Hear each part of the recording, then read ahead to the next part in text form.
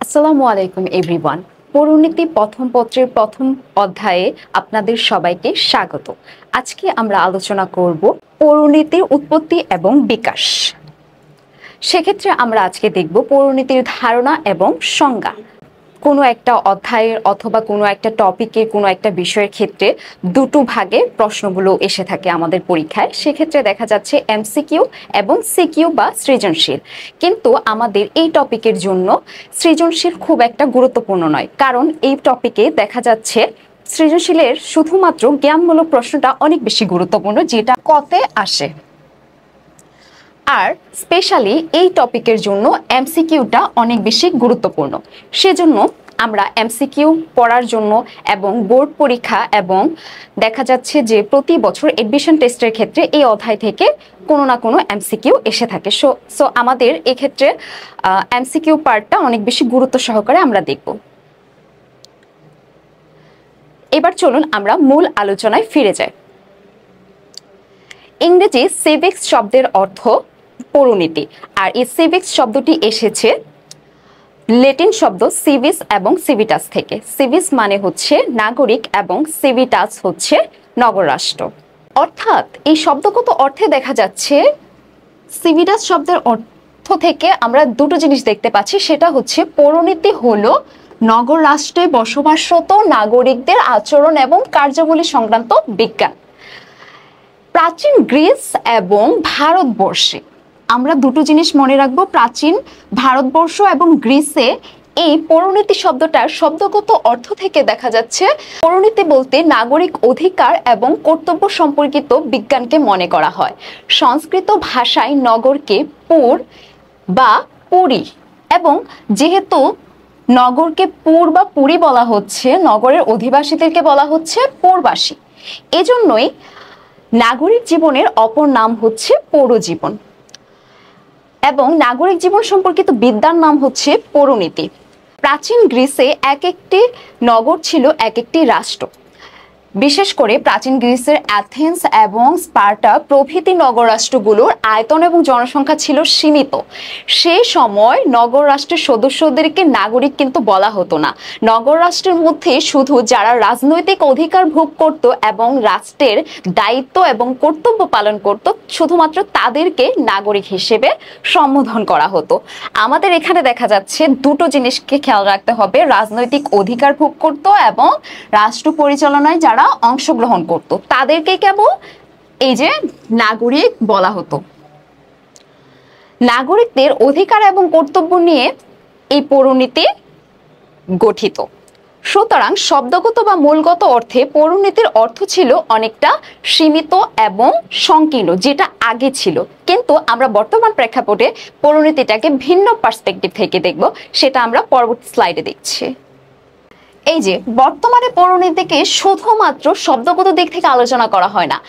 আধুনিক রাষ্ট্রে প্রাচীন গ্রিসের নগর রাষ্ট্র নয়, আধুনিক যে রাষ্ট্রটা সেটা একটা জাতি রাষ্ট্র।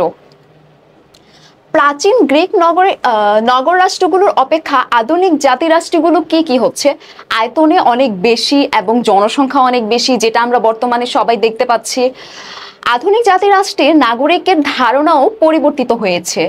বর্তমানে নাগরিক হলো সেই ব্যক্তি যিনি রাষ্ট্রের মধ্যে স্থায়ীভাবে বসবাস করেন। এখানে আমরা চারটা বিষয় দেখতে পারবো বর্তমানে নাগরিক হওয়ার জন্য। সেটা হচ্ছে সেই ব্যক্তি যে ব্যক্তি রাষ্ট্রের মধ্যে স্থায়ীভাবে বসবাস করেন, এটা হচ্ছে একটি। দ্বিতীয়টি হচ্ছে রাষ্ট্রের প্রতি আনুগত্য পোষণ করেন, এটা হচ্ছে দ্বিতীয়টি। তৃতীয়টি হচ্ছে রাষ্ট্রের প্রতি তাদের দায়িত্ব এবং কর্তব্য পালন করেন, এটা হচ্ছে তৃতীয়। এবং চতুর্থ, রাষ্ট্র স্বীকৃত সামাজিক, রাজনৈতিক এবং অর্থনৈতিক অধিকার ভোগ করেন। এই চারটি বিষয় মিলে হচ্ছে আমরা দেখতে পাচ্ছি কোনো একজন মানুষ নাগরিক হচ্ছেন কোনো একটা রাষ্ট্রের। এসব জাতিরাষ্ট্রে নাগরিকদের জীবন এবং কার্যাবলী বহুমুখী এবং জটিল, যেটা আমরা সবাই আসলে দেখতে পাচ্ছি। আধুনিক রাষ্ট্রের নাগরিকদের আচরণ, কার্যাবলী এবং তাদের বিভিন্ন আর্থসামাজিক রাজনৈতিক প্রতিষ্ঠান সম্পর্কে ধারাবাহিক পর্যালোচনার মাধ্যমে যে শাস্ত্র গঠিত হয় তাকে আমরা নাগরিক জীবনের ইঙ্গিত দান করে, তাই হলো সিভিক্স বা পৌরনীতি। আর এই যে সিভিক্স বা পৌরনীতি, এটা হচ্ছে সামাজিক বিজ্ঞানের একটি গুরুত্বপূর্ণ শাখা। এটা আপনাদের এমসিকিউতেও আসতে পারে, আমরা এই বিষয়টা খুব গুরুত্ব সহকারে মনে রাখবো। ওকে, চলুন এবার আমরা কিছু তাত্ত্বিকদের তত্ত্ব দেখে নিই যারা নাগরিক এবং নগর রাষ্ট্র কিংবা পৌরনীতি এই সম্পর্কে তাদের আলোচনাগুলো করেছেন। এক্ষেত্রে আমাদের এমসিকিউর জন্য এই বিষয়টা অনেক বেশি গুরুত্বপূর্ণ, সেটা আমাদেরকে খেয়াল রাখতে হবে। যেমন আমরা এখানে দেখতে পাচ্ছি এফ.আই. গ্লাউড।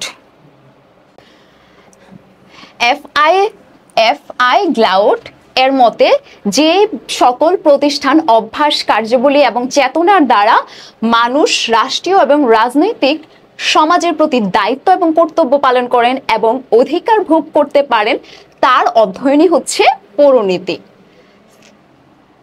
এটা হচ্ছে আপনাদের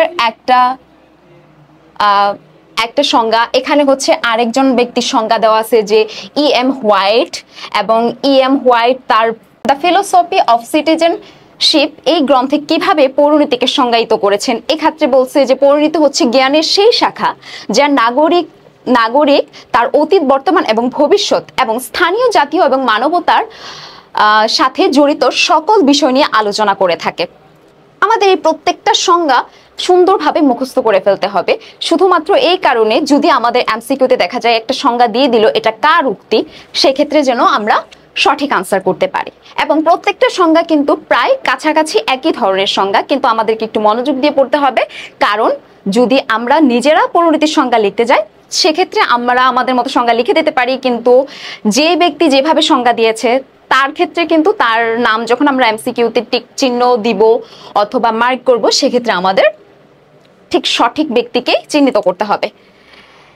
এই জন্য আমরা হচ্ছে এখানে প্রত্যেকটা জিনিস দেখে নিব, এবং এই যে ওয়েবসাইটের ইন্টারন্যাশনাল ডিকশনারিতে যে পৌরনীতির সংজ্ঞাটা দেওয়া হয়েছে আমরা এটাও খেয়াল রাখবো। ঠিক আছে, এখন এনসাইক্লোপিডিয়া ব্রিটানিয়াতে পৌরনীতির সংজ্ঞা কিভাবে দিছে, এখানে বলা হয়েছে যে পৌরনীতিকে সামাজিক বিজ্ঞানের সেই শাখা হিসেবে অভিহিত করা হয় যেখানে সরকারের গঠন পদ্ধতি এবং নাগরিকের অধিকার ও কর্তব্য আলোচনা করা হয়। আমরা আগের সংজ্ঞাগুলোতে কিন্তু এই যে দেখেন সরকারের গঠন পদ্ধতি এবং নাগরিকের অধিকার কর্তব্যের কথা কিন্তু ছিল না বলতে একটু পার্থক্য আছে। আপনারা যদি একটু ভালো করে নোটিস করেন সেক্ষেত্রে দেখবেন সরকারের গঠন এবং পদ্ধতির শব্দটা কিন্তু বাকি যে পিছনের স্লাইডে আমরা যে তিনজন ব্যক্তির সংজ্ঞা দেখেছি সেখানে ছিল না, সেখানে শুধু নাগরিকের অধিকার কর্তব্যের কথাটা ছিল। সো আমরা কিন্তু এই যে এটার ক্ষেত্রে মনে রাখতে পারি সরকারের গঠন এবং পদ্ধতি শব্দটাকে দিয়ে।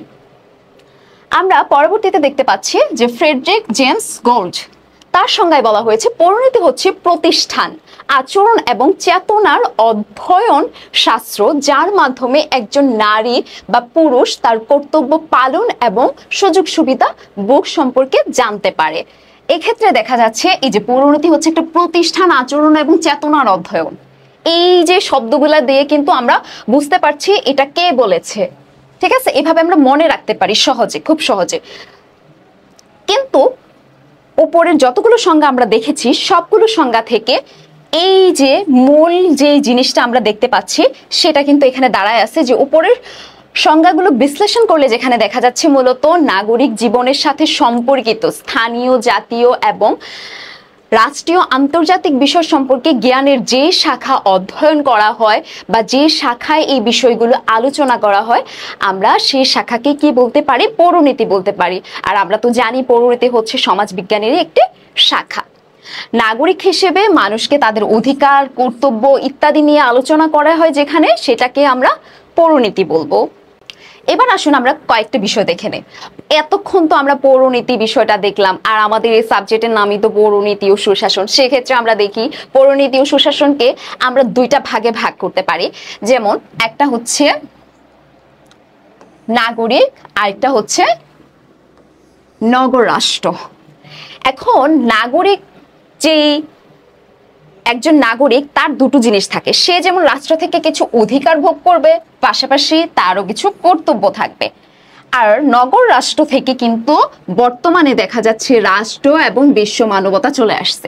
আগে নগর রাষ্ট্র ছিল, ওই যে প্রাচীন গ্রিসে কিন্তু তাদেরকে নাগরিক বলা হতো না, যেটা আমরা আমাদের আলোচনার শুরুর দিকে বলে আসছি। এই যে নাগরিক অধিকার এবং কর্তব্য থেকে আমরা যে বিষয়গুলো পাচ্ছি, নাগরিকের অতীত দিক, বর্তমান দিক, ভবিষ্যৎ দিক।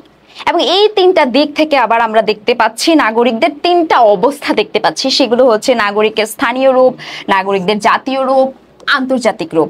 যেমন ধরুন আমরা যদি বলি একজন মানুষ, সে তার পরিবারে কারো ভাই কারো বোন এরকম কেউ, তো সে তার স্থানীয় পর্যায়ে তার এই একটা রূপ, কিন্তু জাতীয় পর্যায়ে দেখা যাচ্ছে সে কোনো না কোনো এমপি, কোনো মন্ত্রী, তো তার কিন্তু সেখানে ভিন্ন একটা দায়িত্ব, ভিন্ন অধিকার থাকে, ভিন্ন কর্তব্য সে পালন করছে।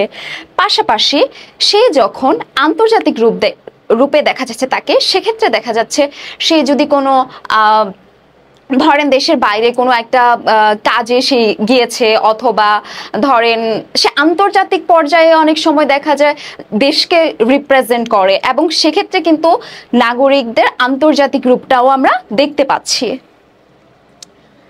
এখন আসুন আমরা আরো কিছু বিষয় জেনে নিই, সেটা হচ্ছে সুশাসন সম্পর্কে।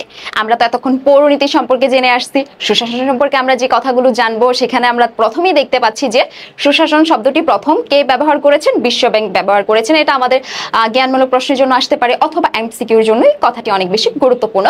সো আমরা এই বিষয়গুলোকে মনে রাখার চেষ্টা করব, এবং সেটা কত সালে হয়েছে সেই কথাগুলো মনে রাখবো। যে 1989 সালে বিশ্বব্যাংক একটি সমীক্ষায় সর্বপ্রথম সুশাসন শব্দটি ব্যবহার করেছেন, ঠিক আছে?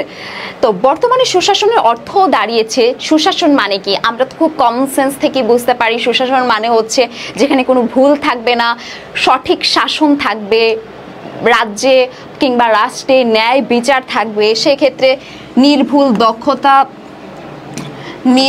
দক্ষতা এবং কার্যকরী শাসন বিস্তার করবে। তিনটা জিনিস, নির্ভুল দক্ষতা এবং কার্যকরী শাসন বিস্তার করবে। আধুনিক রাষ্ট্রের লক্ষ্যই হচ্ছে কিন্তু নির্ভুল, দক্ষ এবং কার্যকরী শাসন প্রতিষ্ঠা করা এবং জনগণের কল্যাণ করা, জনগণের সেবা করা। আমরা তো সবাই সেই রাষ্ট্রটাই চাই, সেটাই হচ্ছে মূলত আধুনিক রাষ্ট্রের লক্ষ্য। তো সুশাসনটা হচ্ছে জ্ঞানের একটা মূল্যবান শাখা, পৌরনীতির সাথে অনেক বেশি সম্পর্কিত। পৌরনীতি এবং সুশাসন তাই নাগরিকতার সাথে জড়িত। একটা নাগরিক, রাষ্ট্র, সুশাসন, এই প্রত্যেকটা জিনিস কিন্তু একে অপরের সাথে রিলেটেড। নাগরিকদের যেমন রাষ্ট্রের প্রতি কিছু দায়িত্ব থাকে, কিছু কর্তব্য থাকে, তেমনি রাষ্ট্রেরও কিছু অধিকার নাগরিকদের দিতে হয়, এবং রাষ্ট্রের নিশ্চিত করা উচিত নাগরিক যেন সঠিক সুশাসন তার রাষ্ট্রে পেয়ে থাকে। এখন হচ্ছে এমন একটি চার্ট, বা তোমরা একটা কাজ করতে পারো, সেটা হচ্ছে এমন একটি চার্ট বা ছক তৈরি করো যা দ্বারা পৌরনীতির অর্থ প্রকৃতি স্পষ্ট হয়ে ওঠে। মানে এতক্ষণ আমি তোমাদেরকে পৌরনীতি সম্পর্কে যা যা বলেছি সেটা তোমরা একটু নিজেরা প্র্যাকটিস করতে পারো, তাহলে তোমাদের এই বিষয়টি সম্পর্কে কনসেপ্ট আরো বেশি ক্লিয়ার হয়ে যাবে। এখন চলো আমরা কিছু এমসিকিউ দেখে নিই, দেখলে হয়তো তোমরাও খুব সহজে বুঝে যাবা কোনটার আনসার কি হবে। পৌরনীতির ইংরেজি প্রতিশব্দ কি? সিভিল। তারপর হচ্ছে সিভিস শব্দের অর্থ কি তোমরা বলো তো? নাগরিক। সিভিস শব্দটির উৎপত্তি বা উদ্ভব কোন ভাষা থেকে এসেছে বলো তো? তোমরা সবাই নিশ্চয়ই জানো, ল্যাটিন। তারপর হচ্ছে সিভিস শব্দটি কোন ভাষা থেকে এসেছে? ল্যাটিন। এই যে নাগরিক জীবনের অপর নাম পৌরজীবন, কেন সেটা তোমরা বিশ্লেষণ করতে পারবে না, কারণ সেখানে আমরা অলরেডি দেখে গেছিলাম যে গ্রিস সময়ে কিভাবে আলোচনা করা হয়েছিল, আমরা সেইগুলো আলোচনা দেখেছি, এবং সেখান থেকে আমরা এই অনুধাবন প্রশ্নটি আলোচনা করতে পারবো। আজকের মতো ক্লাস এখানেই শেষ। সবাইকে অনেক ধন্যবাদ।